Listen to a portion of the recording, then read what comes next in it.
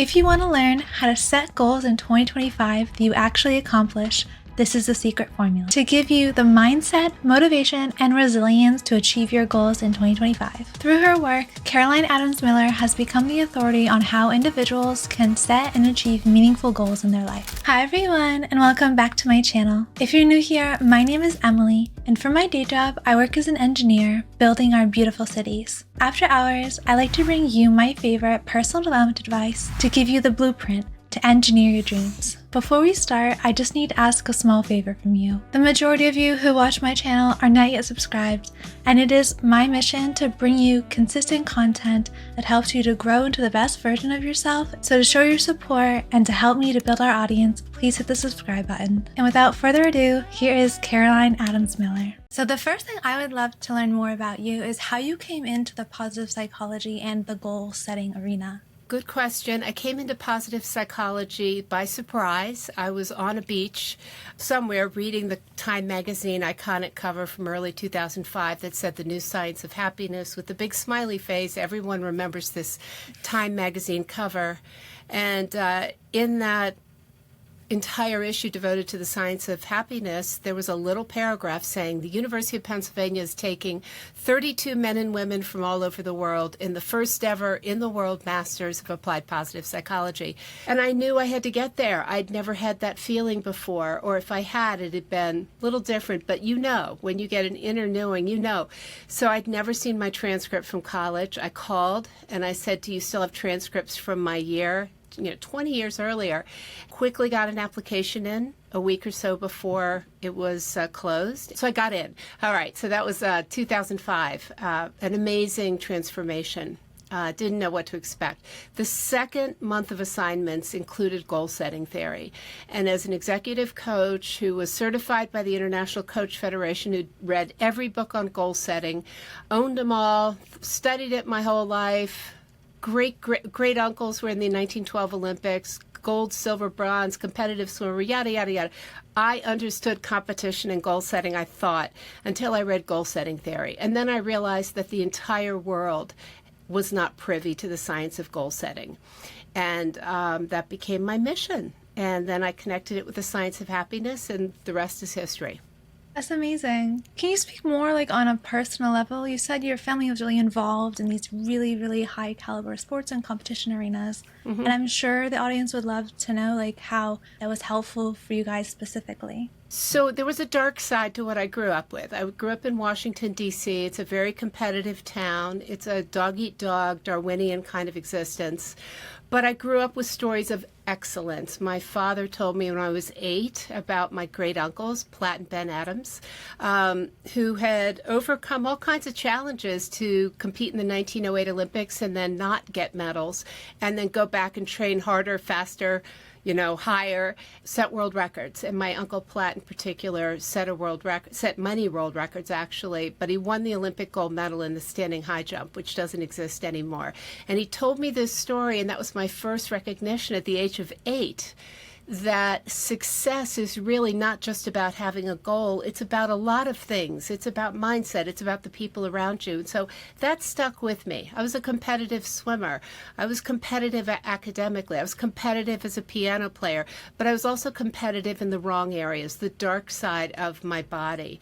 So back then it was twiggy. It was, eating disorders were starting to become rampant. The problem was I was shown how to be bulimic at a time when there was no cure, and it's a very addictive behavior. And I fell headlong into this horrendous, dark black hole, hiding this behavior for almost 8 years and, frankly, doing so much damage to my body I didn't think I would live. But it was a secret. Once I began to recover through really just the grace of finding people who told stories of recovery in a 12-step community that I stumbled into because I had nowhere to go in Baltimore, I began to get better one day at a time. I had hope. As a result, I wrote the first book by anyone who did recover from bulimia, and I've stayed in recovery for 40 years, which is really the holy grail now of the eating disorder field. So that was really my introduction to goal setting in a very personal way that was life-saving. And people began to come to me. Hundreds of thousands of people reached out to me because of the fact that I was the first to do this public admission of bulimia on such a wide scale and asked me how did I do it. And I began to realize that doing big, hard goals was my lane in life. And I wanted to help people do it, first with eating disorders, and then it expanded. And that's been my journey for the last 40 years, is helping people to set, pursue, and achieve meaningful, hard goals, but doing it with the tools that are evidence-based and proven so that they maximize their chances of succeeding. And that's what I do, and that's what I wake up to do every day. That just fills me with such purpose and optimism. I know that for me, at least, my deepest purpose also comes from my deepest pain. If you're a high achiever watching this channel, it's pretty likely, considering the content I produce. It's also very likely that you're a woman who struggled with self-image issues, and it's just so prevalent. And even now, it's very hard to talk about in the open. So I'm sure you resonate with so many people, because even if it's something that we all struggle with on some level, like loving ourselves, how we look and how we present to the world, it's something that needs a lot more inner self-love around this topic. And a lot of people feel lost, especially when in your teenage years it may have been Twiggy, but in my years now it's the K-pop girls who are teeny tiny and setting an impossible beauty standard.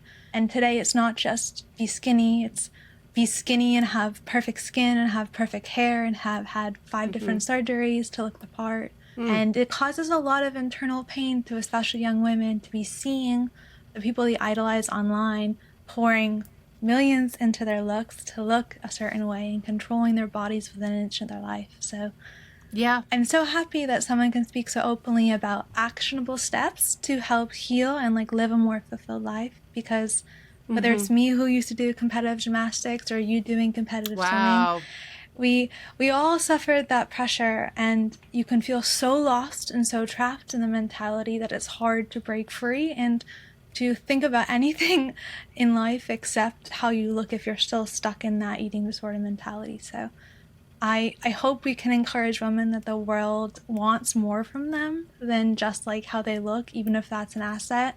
They have a lot more to give, and we want their brain power for other things as well. Well, it's interesting that you say all of that. First of all, I grieve for you that I know competitive gymnastics is as bad as swimming, if not worse, and competitive figure skating and dressage, and for men wrestling, it's very difficult. What challenges me and what frustrates me after being a pioneer in the field of eating disorder recovery is that there are places to go now for hope and recovery. There are places to get treatment.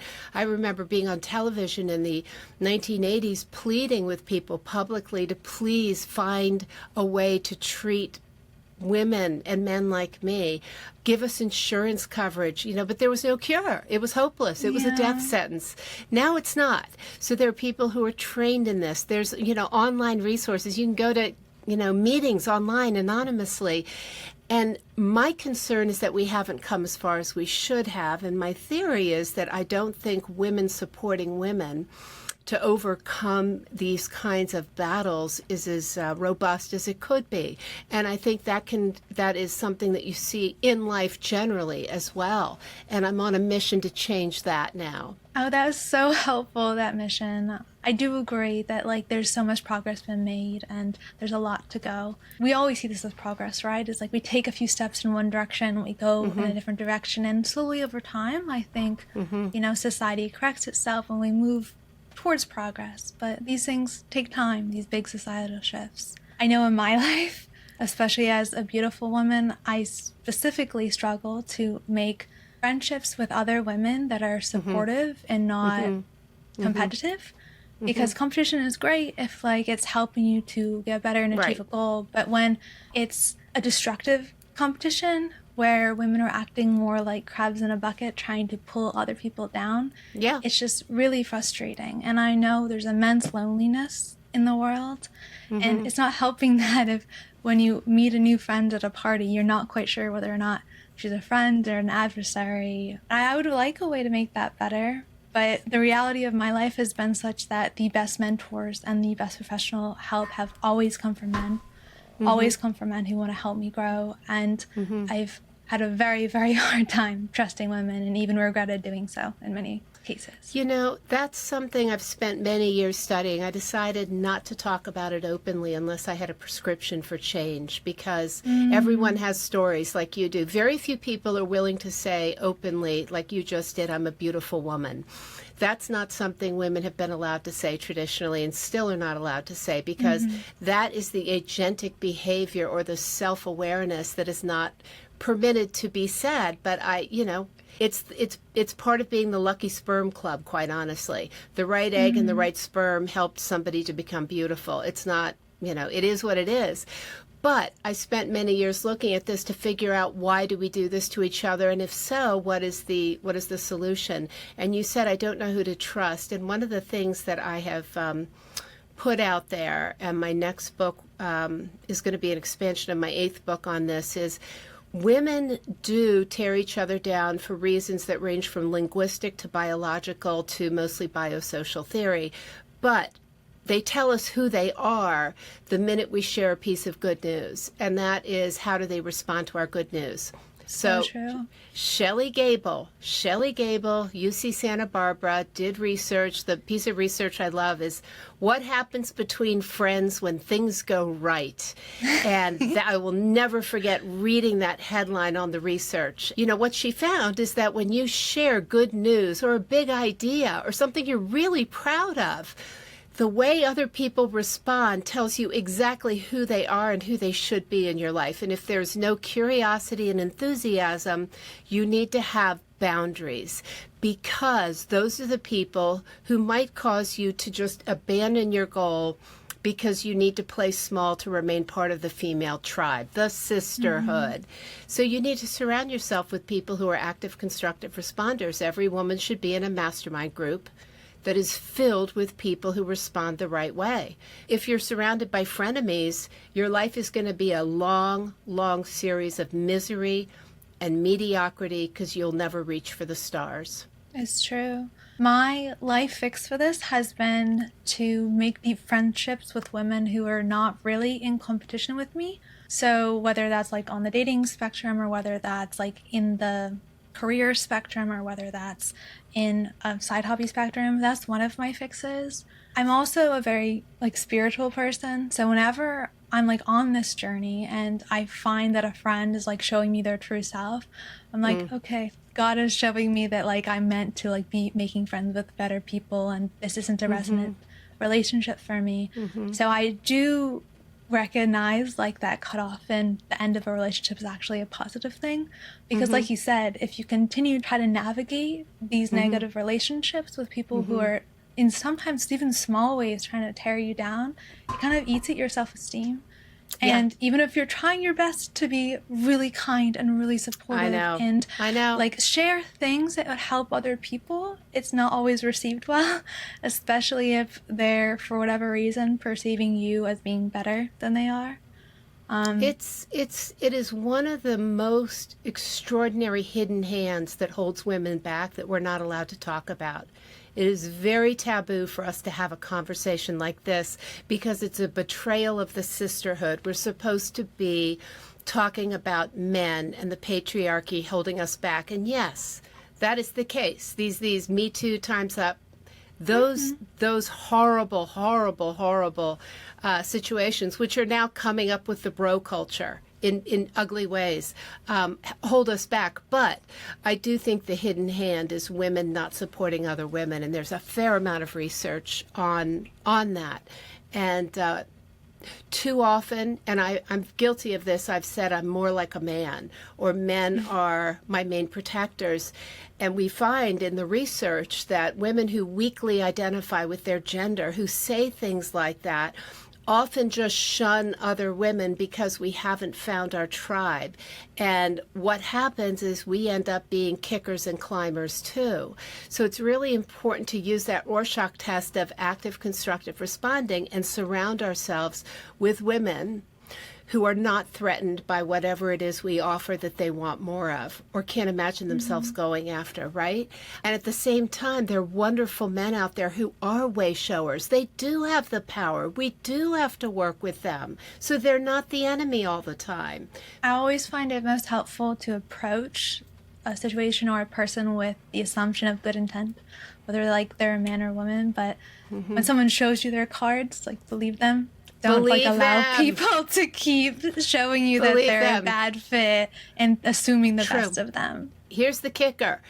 I wish I had a buck for everyone who said, but what if it's my mother who doesn't support me? What if it's my sister? What if it's my best friend? Newsflash, it's always those people. Yeah. Not always your mother, not always your sister, but it's so frequent because you're shaking up the dynamics of a group by going after something bigger. And they are the ones who should be happy for you. But guess what? They often are not.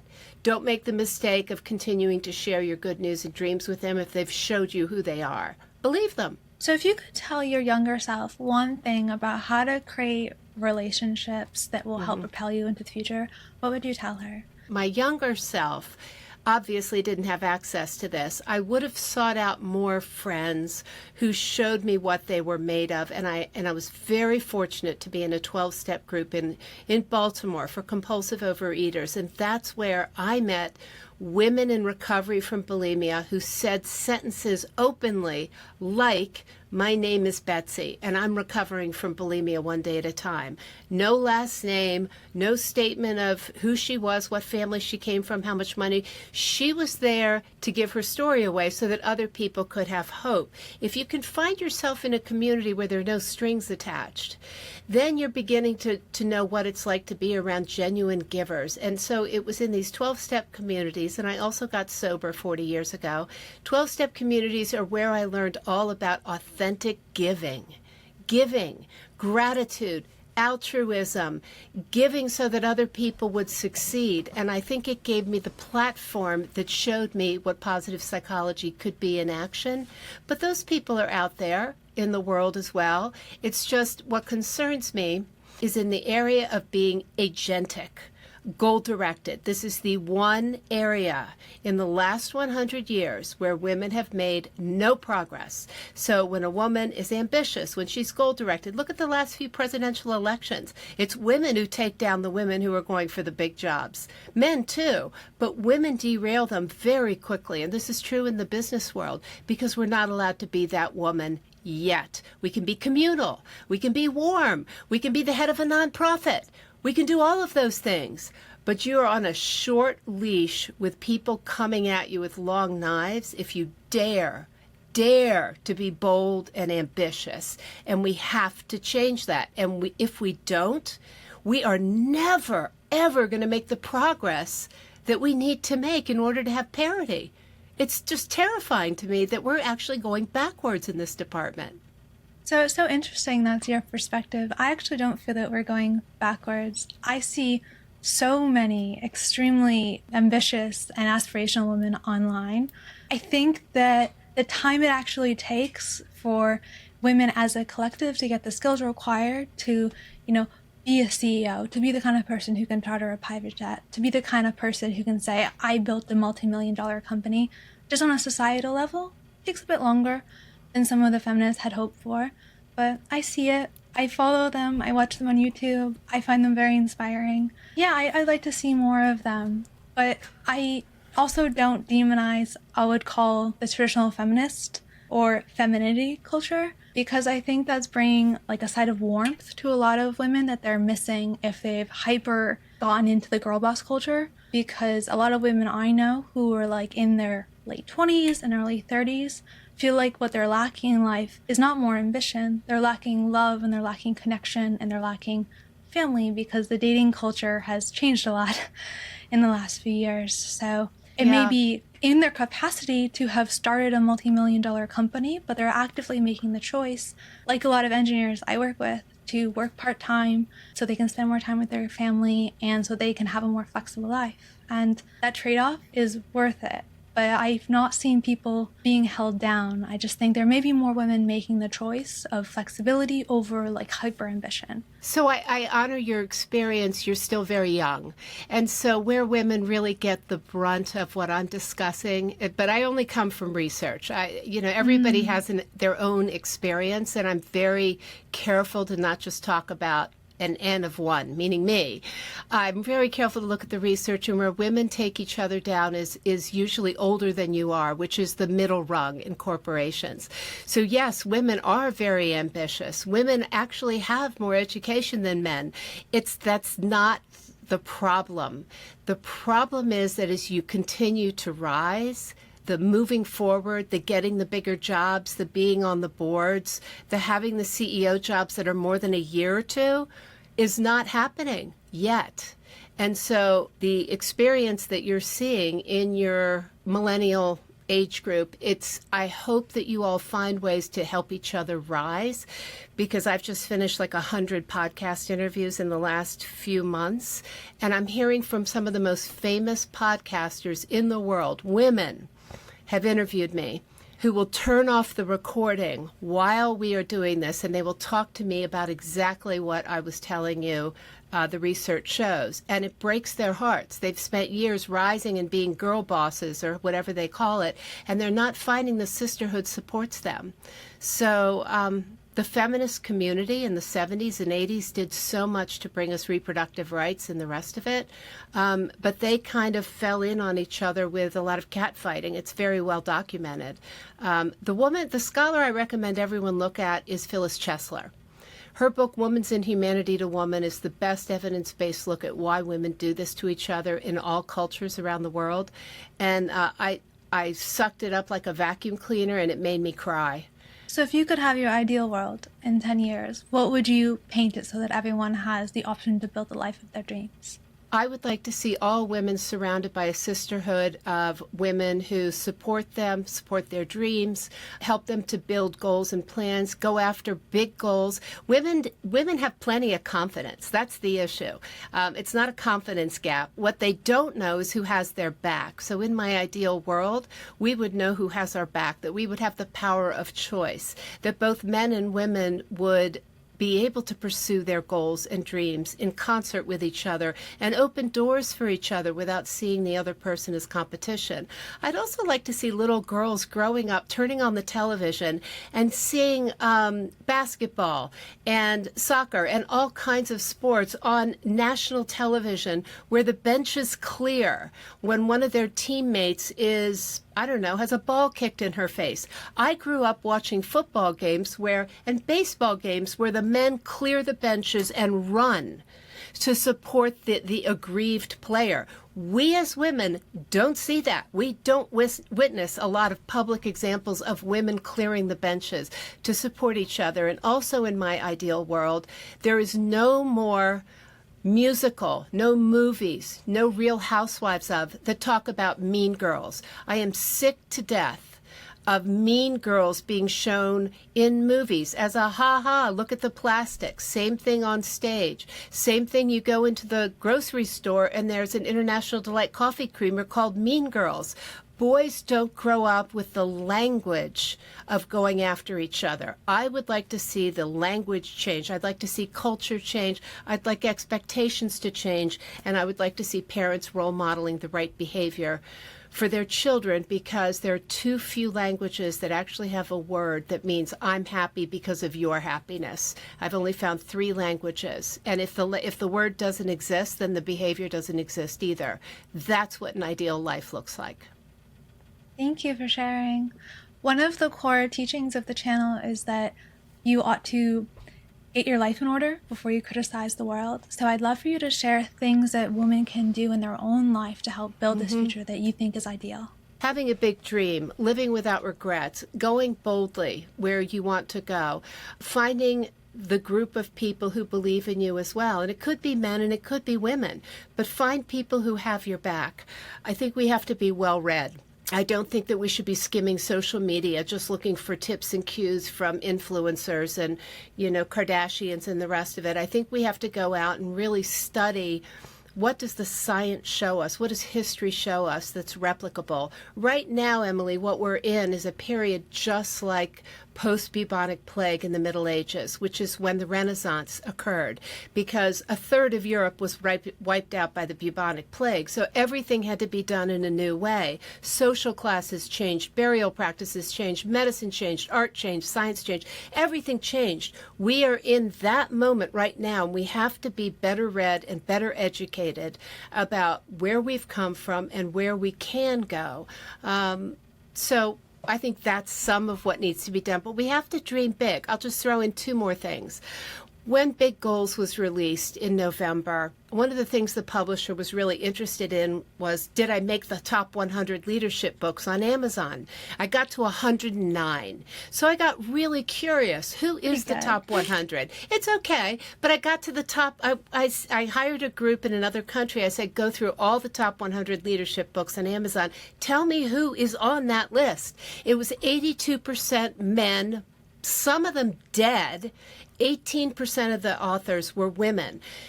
Same thing is true on Wikipedia. Okay, so on Wikipedia, 82% of the biographies are of men, 18% are of women. We cannot reach for the stars. We cannot have goals and dreams and aspirations if we cannot learn from the biographies and stories of other women who've come before us.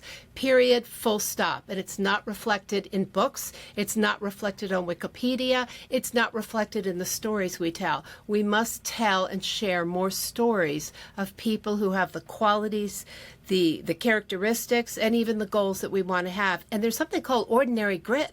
I'm talking about people in your world who are just displaying ordinary grit because of the self-respect and dignity that they're using to pursue their own hard goals. They don't have to be famous, but they're doing something that lights them up. Be like them. Be around people who make you want to stand up and clap, who awe and inspire you. Find those people. Spend time with them. But also add their biographies to Wikipedia through the Women in Red Project. We need more stories. Do you think that's partially because there just haven't been as many women in leadership roles over the historic course of our society, that there's not enough data to pull from to tell those stories? Because even when you think of, maybe who was the most influential leader of past history, we think of queens, maybe. And there's only so many Catherines of Russia to go around, compared to, because of how our society is structured, there's just more men and more source material. No, I think that there's plenty of women like Marie Curie. There's lots of women who have behind the men who've gotten all the press. All you have to do is start to dig into the research and the annals that are starting to come out. So women have played unheralded roles. Maybe they haven't gotten all the press. They still don't, by the way. Female economics professors and researchers get second billing, or they don't get credit for what they're doing. So I think we have to dig and look harder for it. So it's a little bit more work, but it's findable. That's what I find so interesting. And I hate to ding men, because I'm married to one and I have two amazing sons who are millennials, who are very supportive of their wives, who are extraordinary. I have two daughters-in-law and one daughter who are just extraordinary. They're killing it, okay?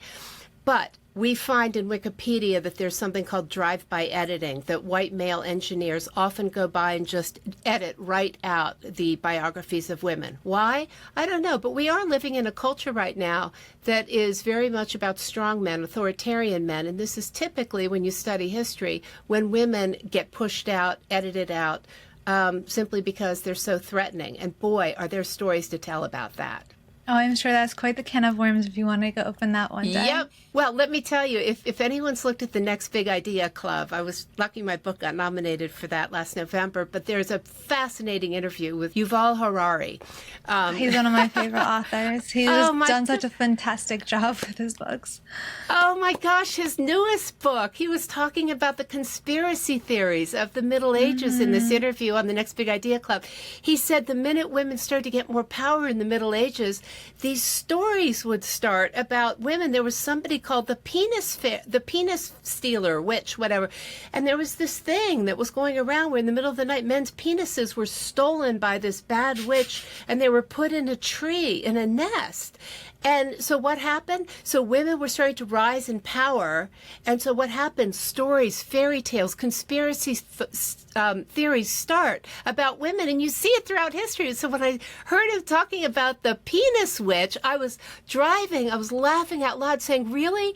This is always the way it is. We have to fight against these conspiracy stories that seem to just surface every single time women have power. And that's why I had the big goals party at the Comet Pizza. Comet Pizza is right next to where one of my book signings was. And that was where apparently Hillary Clinton had some pedophile ring, yada, yada, yada. I was like, this is crazy. But here we are. It's happening again. And it's all about taking us and putting us down. One of the things that I thought was really interesting reading your book was how you kind of proved SMART goals as being not effective and outdated. So before we, close our session, I would love if you could share why the bridge method is better and more effective for everyone as opposed to the corporate model that everyone gets fed through SMART goals. Sure. So there has been no real appreciable change since 1880 in the steam engine in terms of time and motion studies when men, mostly white men, were in the workforce. So the productivity systems that started then that have continued now are mostly set up for men to succeed. SMART goals came from a guy in 1981, a man, a consultant, who just found a sticky acronym, specific, measurable, whatever. So in big goals, what I do is one thing. In 1990, goal setting theory was published. It is the #1 management theory of 73 theories. That is the engine of all goal accomplishment, goal setting theory. Then I took the last multiple decades of how do you accomplish a goal and turned it into the bridge methodology, because once you set goals correctly, you have to go into brainstorming and relationships and investments and decision making and good grit and excellence. SMART goals is just one more zombie theory that's walking among us that should be dead, because there are 55 different interpretations for SMART, and it's called jargon mishmash syndrome. It's the tip of the iceberg. It's just, it means many different things to many different people. And the minute you learn Locke and Latham's goal setting theory and you look at just one of the definitions of SMART goals, SMART being realistic, that's not goal setting theory. Goal setting theory says you want the best outcome, you want to go as far as you can go in life, set challenging and specific goals. Realistic goals are reach your hand out, pull the apple, it's right there. Hey, it's easy, it's mediocre. So that's one of the reasons why SMART goals has been decisively disproven. But it's a zombie theory. It's still walking around us, and it should be dead, except there are no women who've ever come forward and put their arms around this and said, not only is this tilted against women and people of color, but we have not incorporated positive psychology, happiness precedes success, mindset, Angela Duckworth's grit work, on and on and on. That's the bridge methodology. So goal setting theory is the engine. Bridge methodology is the rocket. It's going to take you from here to there. I've spent 20 years doing nothing but refining this. And I know it works because I keep testing it on people all over the world. And we can't end this without you telling me about your own magnificent mother, which is how we know each other, because your mother has been an amazing role model to you, and she's made a difference in the lives of a lot of women I know. Yeah, so my mother, Megan McDonough, is the founder of Whole Being Institute, which is an online education platform focused on the science of whole person well-being. And I frequently joke that I grew up with a therapist for a mother because since I was 3, was being asked, and how does that make you feel? And is that a useful thought? And are you sure that's true, or is that just your perception? So it has helped me to connect with a lot of other people. And it has given me a very different perspective to personal development, as is being an engineer, than I think someone who just reads, say, like Joe Dispenza's book is very popular in this space and popular amongst women. I, one hand, can bring a very tactile, actionable view towards personal development because of my engineering background, but I also have the science behind the fluff stuff that is positive psychology. Because positive psychology, I think, gets a bad rap for being a little woo-woo, a little too spiritual, which is a lot of the times what happens with Joe Dispenza's work. And then having the science of positive psychology kind of gives validity to a lot of the things that will make us feel better and will help us like manifest and build a better reality just through like our level of vibration and our feeling state. And it's very empowering, especially like I've suffered a lot with depression, to know that there are things I can actively do that will change my mood, maybe not in the instant, but will bring it closer to feeling better over time. Because one of the things I struggled with is just choosing to feel the thing right now. I can tell myself I should, but that doesn't mean my emotions, you know, do what they're told. Actually going out and doing things like working out, going to church, helping others, connecting with friends and family, and working on a goal really, really kind of help build the physiological framework that will help cultivate a better, happier sense of mind.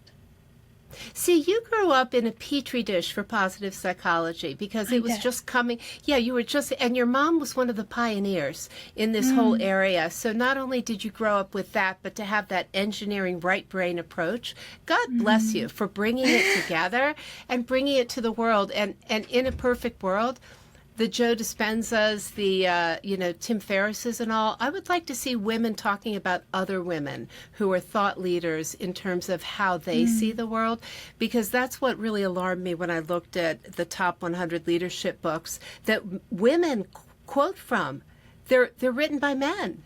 We don't have the same experience or wiring that men do. So I would love to see the Rachel Hollises of the world, or Michelle Lamoureux, who has the Good Life podcast, or, there's so many amazing women out there. My dream would be for us to be talking about them and amplifying their voices, because there are too many dude podcasts out there that talk about men to men for hours at a time. It's time for us to drown out their voices, right?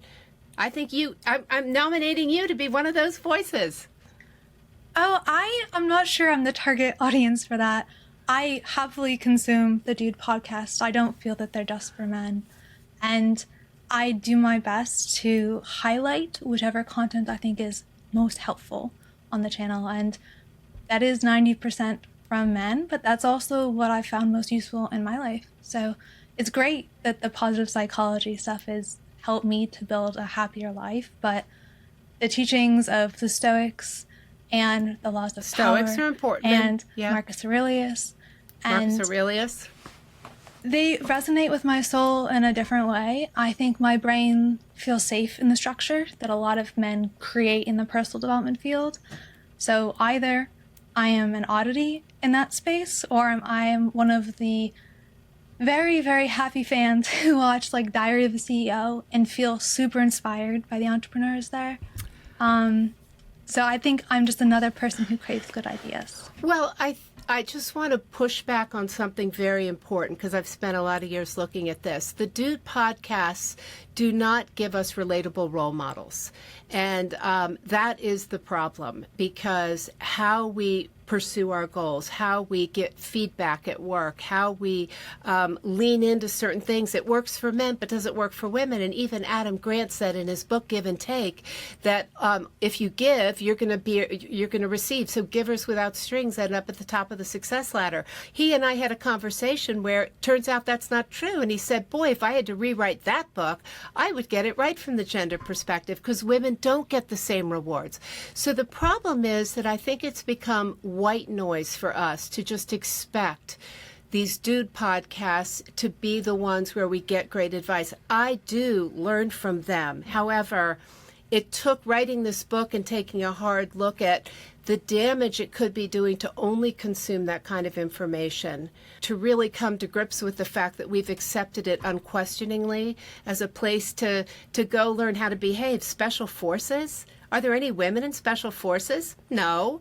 But do you know how many Jocko whatevers that you continue to hear? I think we have to ask harder questions about what we're taking in and whether or not it works for us. So I hear you and I respect your experience. I think my challenge would be to look at what else is out there that might be more relatable, because it works for women, not men. So I spent a lot of work in Big Goals talking about this. So I'll just leave it there. Yeah, that was very helpful. It is a really important thing to talk about. So this weekend I was at the Don't Die conference, which is a health and longevity conference put on by Brian Johnson. I'm at this conference and my friend turns to me and he says, do you as a woman feel like you've been left out of this conversation, knowing that most of what he's been talking about is from the male perspective? We weren't left out, like there was a woman's section of it. But I think what you're asking of people is to have an immense amount of self-awareness to know like what part of information is applicable to them and what is just someone's personal perspective. Because when I go to a conference and I'm listening to a male billionaire talk about what he does every day to look and feel his best, I feel it's my responsibility to filter through that and know that, okay, even though he works out hard every day during the week, I know it's best for my body to not be working hard right during my cycle. I know that there will be phases in my life, like when we have children, that I have to take a step back. And that's all like a responsibility I put on myself. I do not expect someone speaking from their personal perspective to be tailoring their thing to be more inclusive of me. Even though that wasn't my expectation, he did. Even other men are concerned that women are feeling left out, and I felt very seen that my friend, a very successful dermatologist, was asking the woman in the room if she felt included. To ask yourself, do I feel seen? Do I hear role models? Do I hear voices coming from stage that sound like mine, that resonate with my experience? I think that's important. I have a lot of like entrepreneurial friends, and whenever they're crafting something, I always try to spin it to make sure that it still like resonates with women, because statistically we're the biggest spenders. So like you want us to feel seen at these things if you want to make more money. And sometimes that kind of pragmatic lens makes them more like open to it, or they've just not even thought about it. It just hasn't come into their perspective. No one's living asked in their the own question. bubble. Right. I coach a lot of CEOs in other countries and in this country, and what's interesting is they don't get asked the questions that make them think about things like this. So it's important to frame the questions up the right way. Make sure that whatever piece of advice you get, you look at it and you say, does this work for people who look like me and sound like me? Do your research. Don't just unquestioningly listen to advice and say, oh, that man said it. By the way, you're right. Women are the biggest spenders. They're also the biggest podcast listeners.